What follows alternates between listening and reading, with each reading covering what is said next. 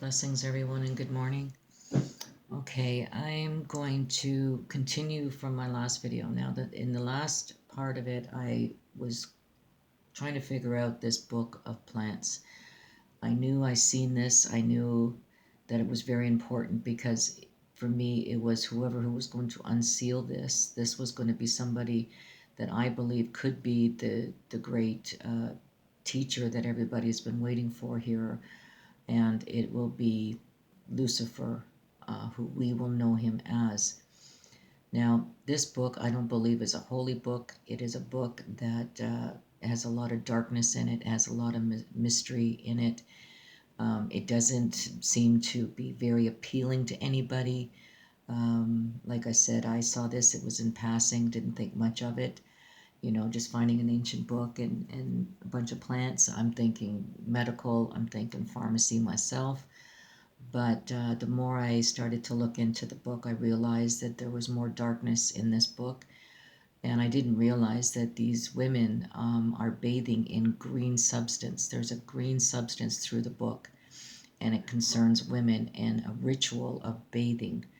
Now, this was very concerning because of what we are talking about here today and in Scripture of green, okay? This seems to really be standing out. Now, I'm going to play this out, and it's going to be for those that have no idea what this book is. I do believe it is a book that I think everybody should know about, have some acknowledgement of its origins, because like I say, once it's unsealed, I think then, you know, and it's not going to be good. I don't think it's going to be good. I really believe that this book is going to be unleashing, okay? But anyway, that's my thought there. I'm just going to, you know, give a little clip here, show a little clip of the book itself, and then I'm going to go right into a few other things that I find that are really important that I get out. So, okay, so the book that I was talking about was called the Voynich Manuscript, okay? And again, I don't believe that this is a book of a holy book. It is not a holy book, okay? So we'll see. We'll see. All right, so here we go. Oops. City. Ethel Voynich, writer and musician, dies at her home at 450 West 24th Street, aged 96. Best known for her 1897 debut novel, The Gadfly, she left behind no children or close relatives, having outlived her husband by 3 decades. In accordance with her will, her body was cremated and her ashes scattered over Central Park. Her remaining possessions fell to her friend and companion, Anne Nill, with whom she had shared her apartment for the last third of her life.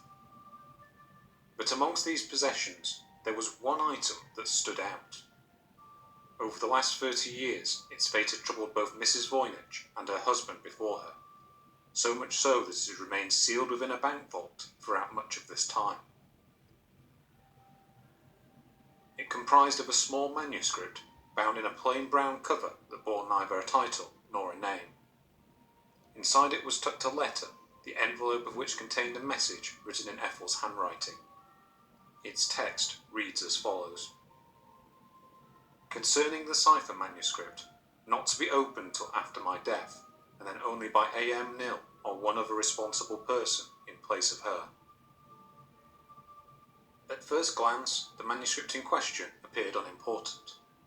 Barely larger than a modern paperback, age and wear had reduced it to a sorry condition. Its plain cover hung limp and battered, whilst the parchment within was faded from centuries of age. In places, burrowing insects had dug small holes through its leaves, whilst its edges bore labels, stretch marks, and other blemishes left by its prior owners. Yet despite its lackluster outer appearance, the manuscript was unique.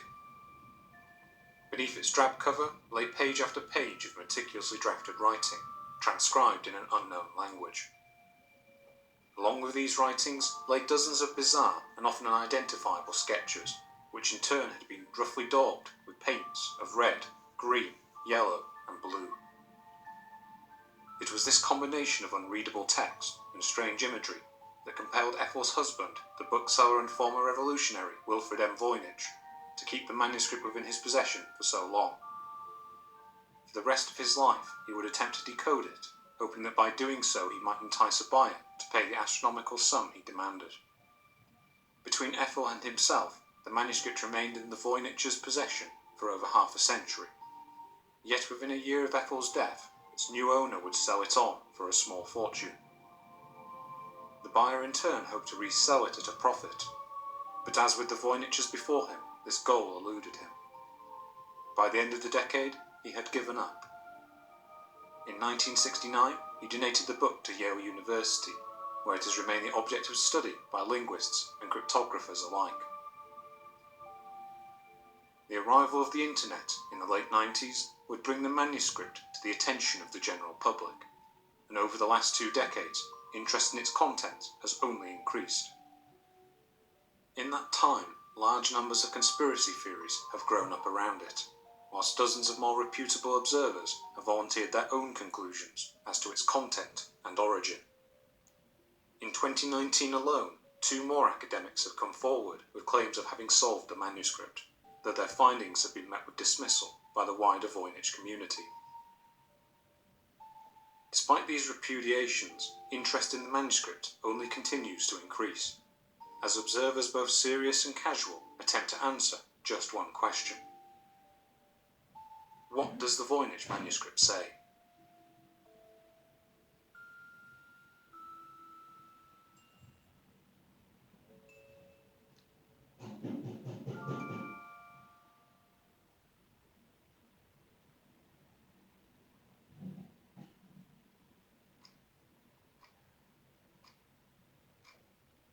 For nearly 600 years, the Voynich manuscript has lain undeciphered. In that time, both amateurs and professional cryptographers alike have attempted to decode the strange language that lies within. During its long history, it has drawn the attention of Renaissance alchemists, turn-of-the-century revolutionaries, and leading cryptographers of both world wars. Throughout this time, its cipher has remained stubbornly intact, resisting both traditional code-breaking efforts and sophisticated computer analysis alike. So what is the Voynich manuscript?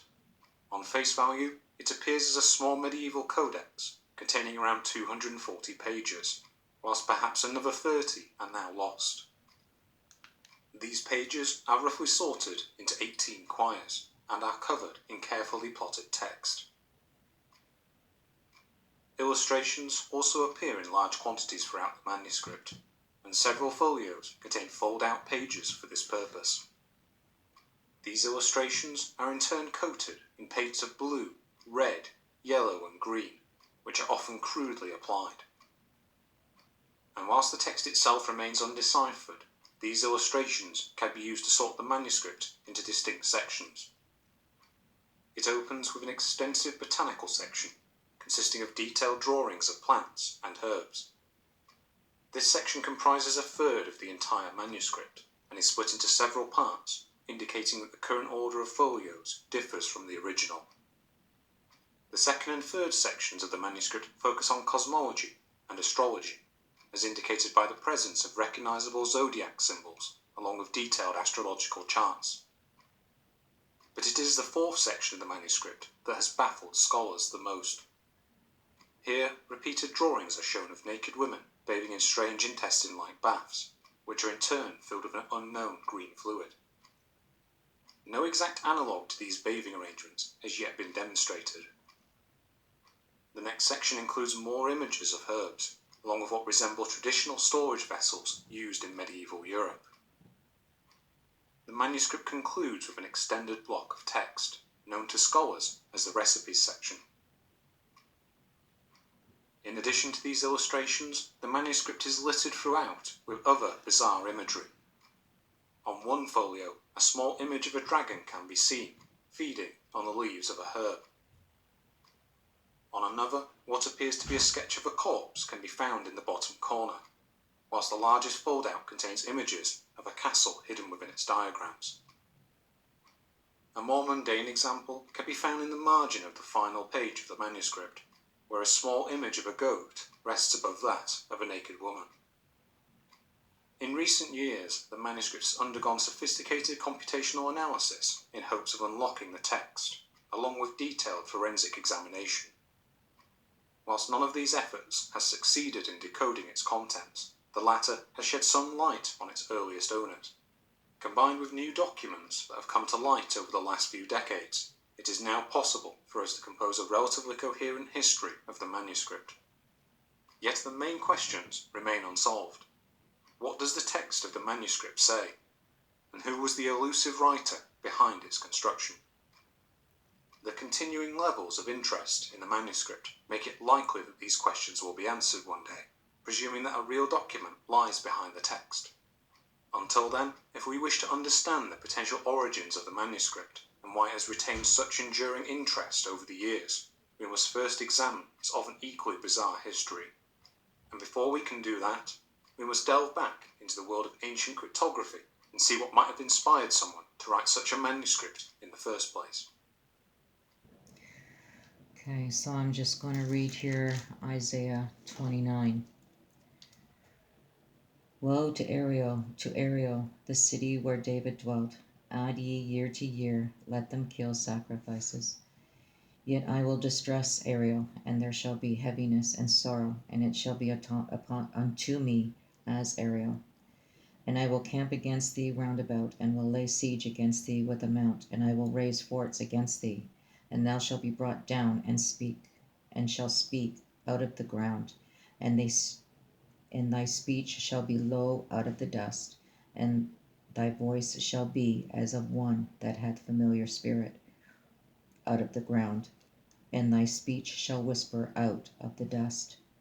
Moreover, the multitude of thy strangers shall be like small dust, and the multitude of the terrible ones shall be as a shaft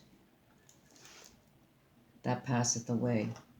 Yea, it shall be at an instant, suddenly. Thou shalt be visited of the Lord of hosts with thunder, and with earthquake, and great noise, with storm and tempest, and the flame of devouring fire. And the multitude of all the nations in the fight that fight against Ariel, even all that fight against her and her mutation, and that distress her, shall be a dream of a night vision. It shall even be as when a hungry man dreameth, and behold, he eateth, but he waketh, and the soul is empty.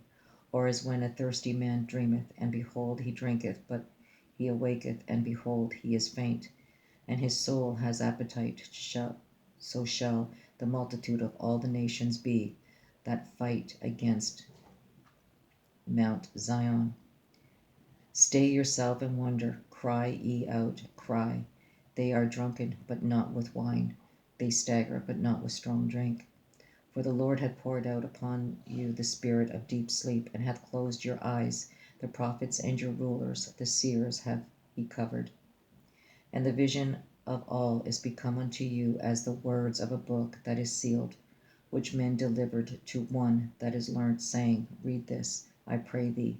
And he said, I cannot, for it is sealed.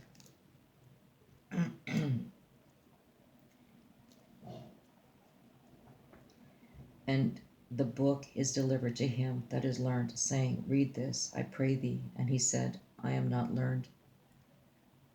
Wherefore the Lord said, Forasmuch as this people draw near me, with their mouth and with their lips do honor me, but have removed their hearts far from me, and their fear toward me is taught by the precept of men. Therefore, behold, I will proceed to do a marvelous work among this people, even a marvelous work and a wonder.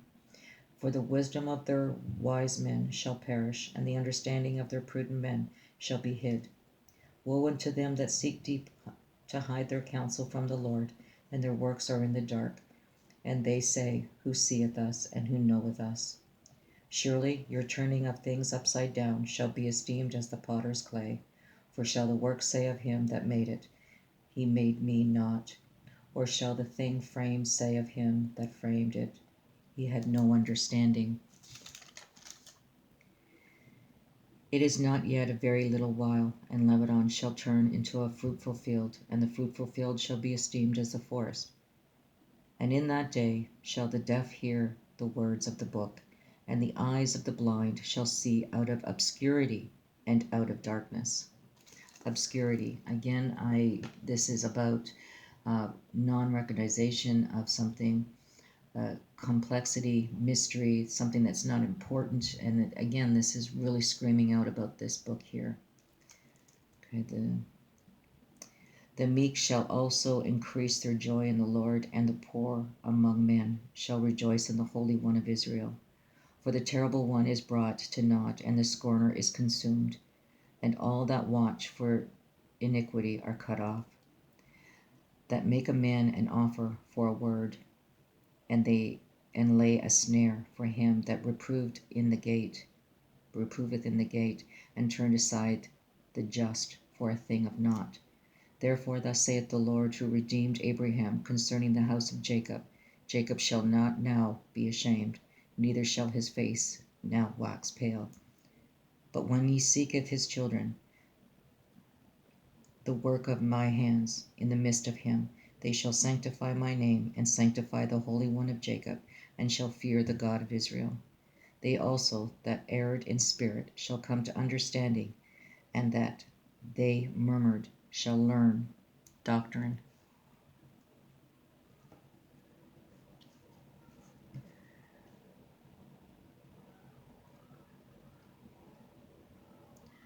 Okay, so now we're going to move forward here.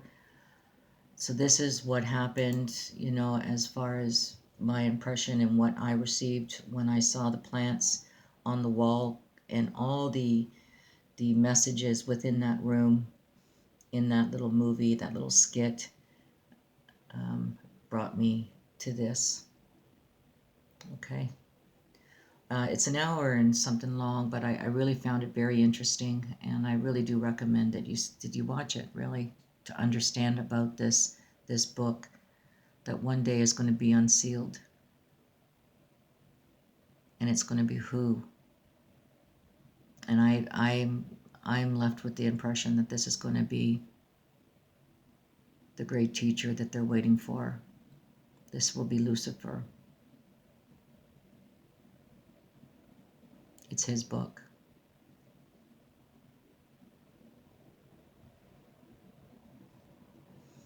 Okay, so now we're back here. I don't know how to pronounce that, but anyway, like this would be, this man telling the story about this man and a couple of other men. And I found that all of them are one. All of them. Now, this guy here, okay, Raj, now he's connected to London, okay, the bridge, right? Remember I was showing you there was the picture behind him, which was the London Bridge, and then we had the Bay Bridge, and then we had the Canadian Bridge. We had 3 bridges, and I'm just going to show you that really quick because there's meanings to that. The meaning of the bridge is a group of people, okay? So let's just, I want to show you this. I want to get this out of the way. Okay, so here we have the Bay Area, and here we have the bridge. Okay, I don't have the other picture of the London Bridge.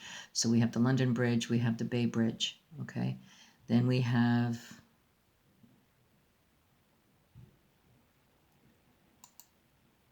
the Canadian Bridge. Now, let's just go to the meaning of the bridge. The bridges. Again, root, climax. This is. Hold on.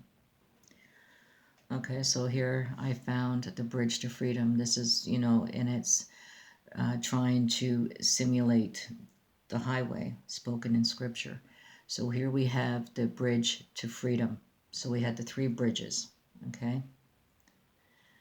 And the 3 bridges to freedom, and ascended master's teachings, religion, okay? I'm not going to move this thing around. I'm just going to read it to you. Okay, so Ascended Masters Teachers of Religion. You just can go here, and all the information that I'm going to be reading out is right here. Okay, all you need to know. Okay. Ascended Master Teachings Religion was established in 1951 by Geraldine and other students of the Ascended Masters after she received what was believed to be an anointing to become a messenger for the Great White Brotherhood. This organization believed that their teachings had been given to humanity by the Ascended Masters. They were believed to be individuals who had lived in the physical body according to the wisdom and mastery needed to become immortal and free of the cycles of the re-embodiment and karma, attaining in this way their ascension. They considered the ascension to be the complete permanent union of the purified outer self with the I am presence, meaning that the true identity, that is the unique individualization of God for each person. And that's the symbology of the bridge. The members of the bridge to freedom claim, okay, I'll just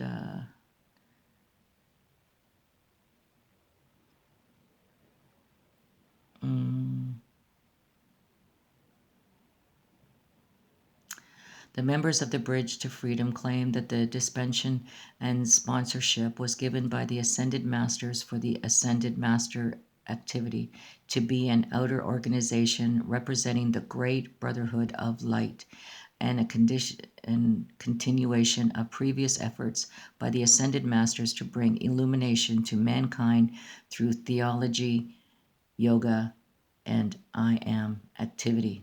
I am, right? Here you go, right there.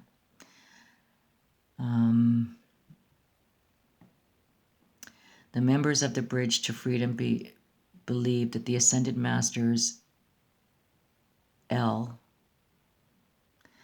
contacted Geraldine, in a sense, in 1944 and asked her to make a certain application on a daily basis. The story is told that she returned 1 year later asking if she could consent to receive a series of, okay, I don't know what this, okay, Geraldine is said to have agreed and she had, no, I'll let you guys read the rest of that. Okay, so that's what the Bridge to Freedom means. Okay, so I found 3 bridges. Now, what does that mean? I don't know. In the 3, you can say, Raj, from London. You can say Jonathan Clegg, the Bay Area. And then there's one here in Canada. And who would that be? Okay.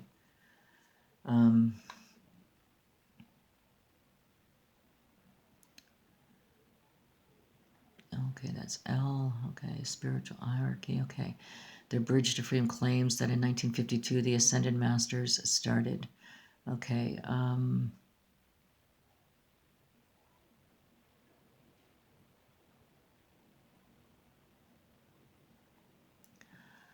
Okay, the I am activity. The sun cannot limit its shining to one beam, nor the love of God to one human consciousness, no matter how well attuned it may have been to the vibrations of the masters. The soul of men are concern, all men, all of colors, all countries, because from the flame in their hearts will come the illumination which will make the dark star a flaming sun of freedom. So here we have the vibrations. Again, there was no vibrations when Jesus came to me through prayer, nor I am when he came to me at the age of 16. There was no vibration. I didn't feel anything out of the ordinary when this would happen. So I don't know. Okay, so the vibration, they get tingling and they get all of that going on, no, no, thank you. Okay. Now, many good find, no, I don't want to read that. This is the purpose of the bridge, the bulletin, and this expanded service, which is but a part of the one plan, even in the foundation, is laid in a beautiful spiritual, I can't read that, built thereon, without the hierarchy. The earth would long ago have passed into oblivion. The electrons which compose it would return to the universe, and the souls dependent upon it for existence snuffed out like the candles before the wind. Okay, so that would be the purpose of this bridge, the bridge to freedom. Ascended Masters' teachings, religion.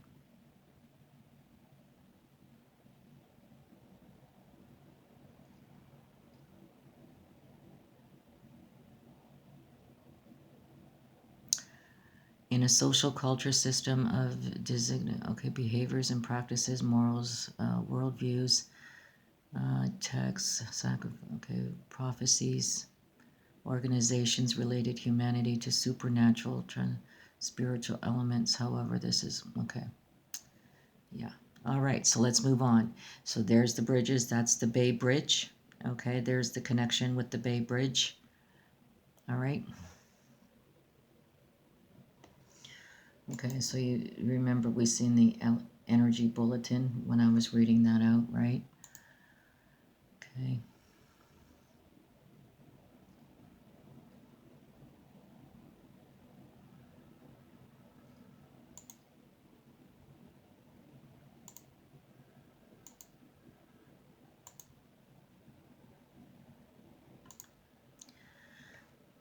Okay, so there's your 8-pointed star. Now this is the, again, giving homage to, or, celebrating London. All right, this is connection with Raj Patel, and this is the person that's making the video. All right, now is this purposely done? I believe so, absolutely. With the message that is being brought forward here with all the clippings, if you go through all the clippings, it's going to tell a story. Okay, a story within a story. And I would look into this James Scott, and you will understand more about what is happening within the messages in these clips if you decide you want to pick this up. So here's the 8-pointed star. Again, this goes directly to Raj because he is from London. And yeah. So let's just, I want to show you something here. Okay, so the Maltese cross. The Maltese cross is a cross symbol consisting of the 4 V's. Okay, or arrowhead shaped, concave.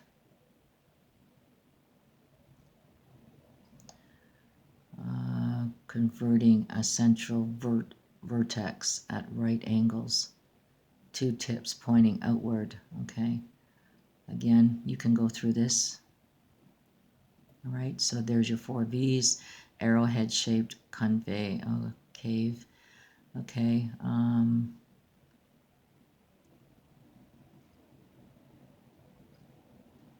in here.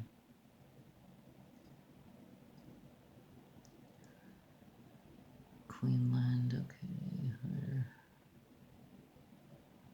Australia.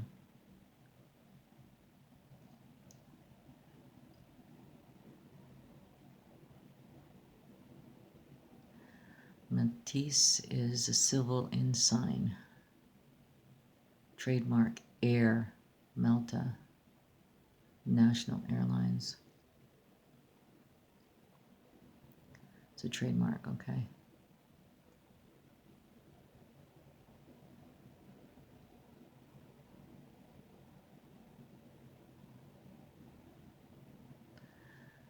Okay, so Australia's 2 highest declarations: the Declaration of Honor for Service to the Republic of Australia and Austria, Declaration for Science and Art, have the 8-pointed cross as their base. Science and art. the Maltese cross. Okay. So the 4 V's. Okay, so here we have the Bay Area, and here we have the bridge, right? So here's the connection with the bridge. This would be Jonathan Kleck, okay? And here this looks like this guy is upside down, but yet that's not, that can't be unless there was distress, because here we have an open parachute. And if it's an open parachute, you should be upright, not upside down. Here we have the sun. Again, we have the bridge. Okay, so this is the group. These are the, I forget what I called them, or what they said they were, right? Okay.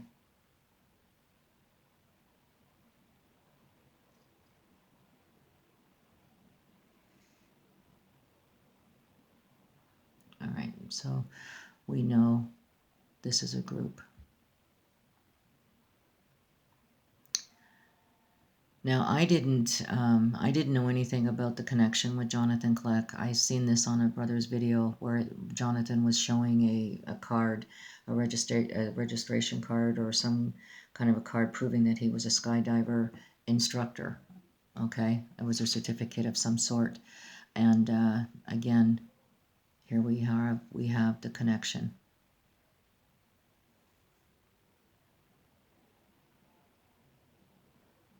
Okay, this is a advertisement, okay, for the skydivers, and it says Tandem Victor, okay, but keep an eye on this. Now this, I just want you to see something, and I will move forward. Hold on, there we go. Watch this.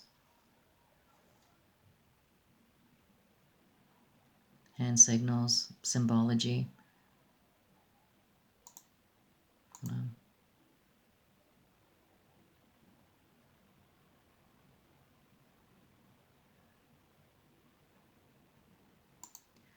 Okay, so here we have the upright V. He does the 666, and he sticks out his tongue. There's your 666. There's the tongue, the horns.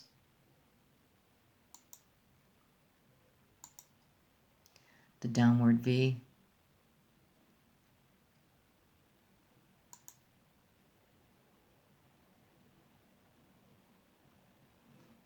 All symbology.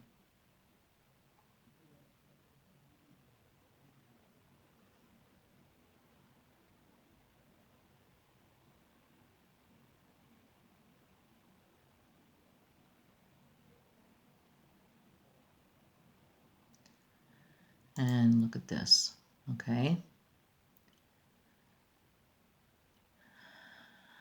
Oh boy. See this? Victor. Well, I checked out Victor, okay? Victor Turner. Victor Turner was born in 1920 and passed in 1983. He was a British cultural anthropologist, best known for his work on symbols, rituals, and rites of passage. His work, along with the Clifford and others, is often referred to as symbolic and interpretive. And okay, whatever. Okay, so again, symbology, right? British culture, British again, right? Symbols, rituals, and sites of passage. Now, I'm not sure if I want to go through all of this.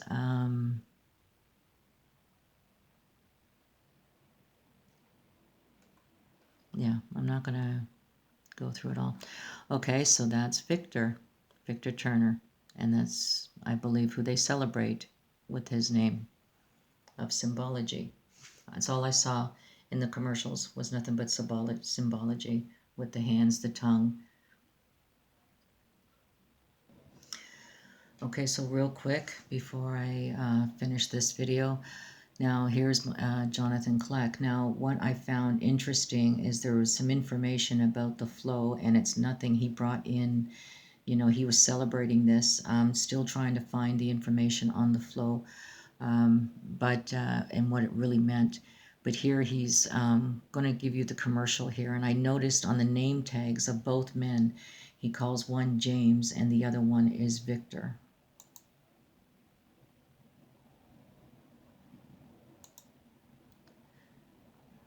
Jumping out of the fenced area that was. People are getting out of a van after looking through the arks of Baal. They're going out into the neighborhood, and there's a changing of the Garden of Eden. And there's 37 means. I'll show it to you. We're going to go to the folder in a little while. Here we go. I turn the volume off. Here we go. So here they pull up. Oh, sorry. Everybody jumps out. Everyone's got a name tag. Everyone's dressed in white like sperm. There's flow detection. Let me go right there. There's a scorpion tail. It says protected by flow. She doesn't have eyes. And the reason she totally doesn't different is because meaning. her identity is concealed, just like Satan's identity was concealed through a host body system. Isaiah 30, they cover with a covering, but not of my spirit, says the Lord. So here we go. Protected by flow. Who's protected? Oh, this whole new race of beings that started in the Garden of Eden using angels as a food source, that gave themselves over to Lucifer because he promised.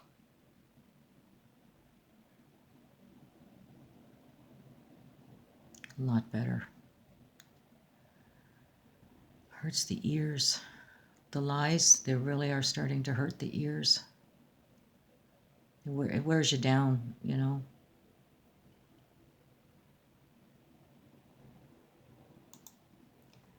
Victor, right here.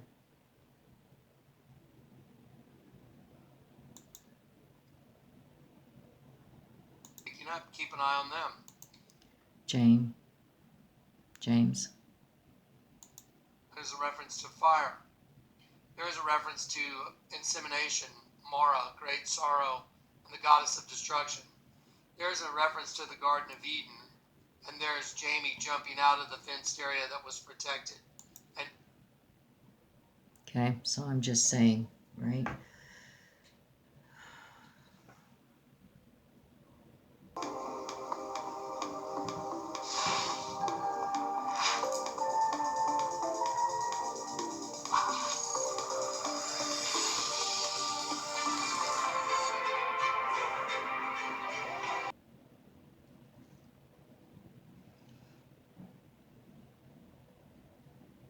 Just want to show you something here.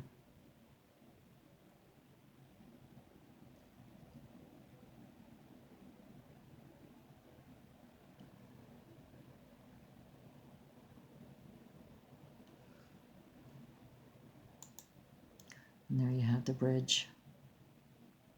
So it's a community, of course. Okay, so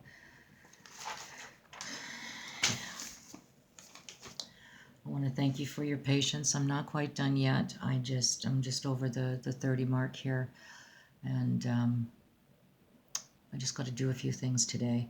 But I will get back to this because I really do want to answer some of the comments that I have read, and I wanted just to bring this part of it forward before I did that. So, God bless you all. And please, we need to, we need to put Jesus before us every day before we put our feet on the ground. He needs to be in all your decision making. You need to hold on to him tight.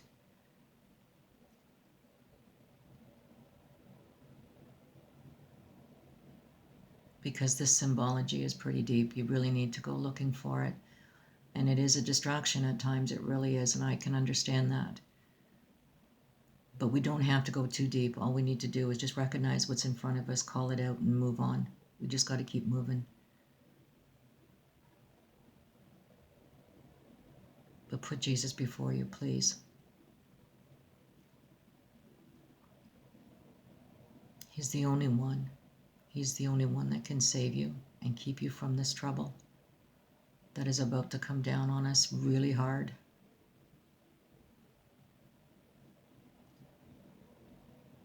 pray without ceasing. Thank Him always. But most importantly, bring Him into your decision making. And then wait for the answer. Wait to receive.